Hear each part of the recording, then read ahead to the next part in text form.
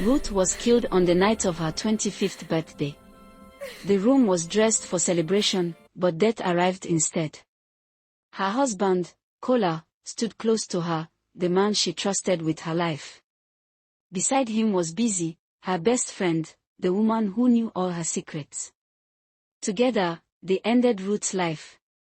They took her money, her business, and the future she worked for. The candles on her cake were still burning as her blood cooled. As Ruth lay dying, pain filled her body, but regret filled her heart even more. She thought of all the signs she ignored. The love she rushed into. The friendship she trusted too much. With her last breath, she made a wish. She wished she could take back the hands of the clock. She wished she could return to the day she met Kola and change everything. Darkness swallowed her. Then Ruth opened her eyes. She was breathing. Her body felt whole. She was lying on her bed, wrapped in her old pajamas. The room looked smaller, softer, and familiar in a way that hurt her chest. Her heart began to race as she sat up and looked around. It was her bedroom. Not the one from her married life, but the one from her youth. The walls, the curtains, the little cracks she remembered from childhood were all there. Confused, she rushed to the mirror and stared at her reflection. Ruth was younger. Her face was fresh. Her eyes had not yet learned betrayal. Her hands trembled as she touched her skin. Memories rushed back at once. The date on her phone confirmed her fear and her hope. It was the year 2020. It was her 20th birthday. This was the day Kola would propose to her. The shock became too much for her body to hold. A scream tore out of her chest. She stumbled back from the mirror, struggling to breathe. Moments later, her bedroom door opened. Her mother walked in, alarmed by the sound. She moved quickly toward Ruth, her face filled with worry. Seeing her mother alive broke something inside Ruth. Tears poured down her face. She knew then that this was not a dream. She had been given another chance. Ruth understood the gift she had received. She was not sent back to fall in love again.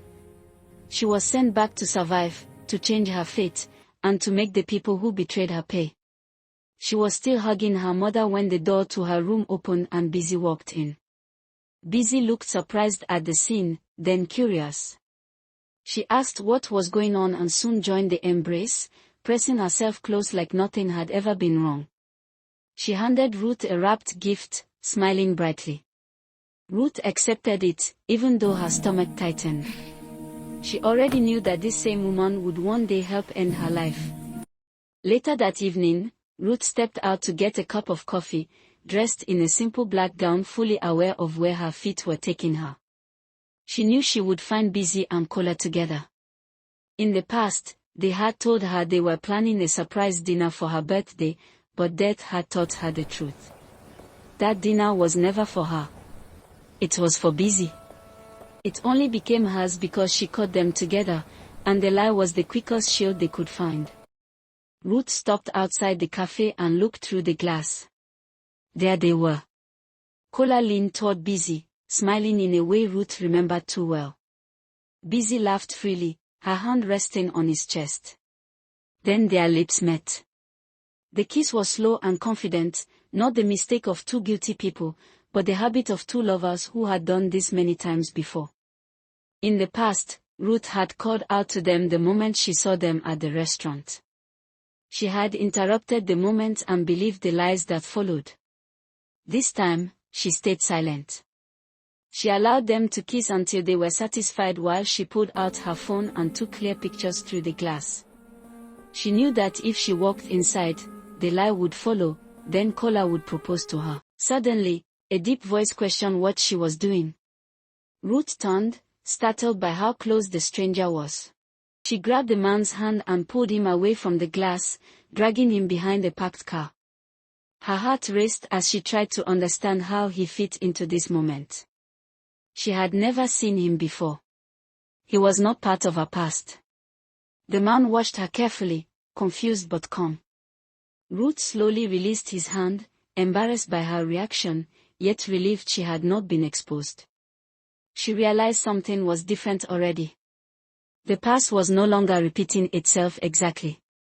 She muttered a quick apology to the stranger, barely meeting his eyes, then turned and walked away before he could say anything else. Her heart was still pounding as she increased her pace.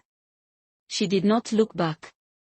The next day, she went to a nearby cybercafe, connected her phone. Her fingers selecting the clearest images of Cola's hands on busy, of their lips locked. She printed them all. When the pages slid out of the printer, Ruth stared at them for a moment. The pain was still there, but it no longer controlled her. She folded the pictures neatly and stepped outside, where a dispatch rider waited. She gave the rider a fake name and Cola's address, and instructed him to deliver the envelope to Cola and Busy.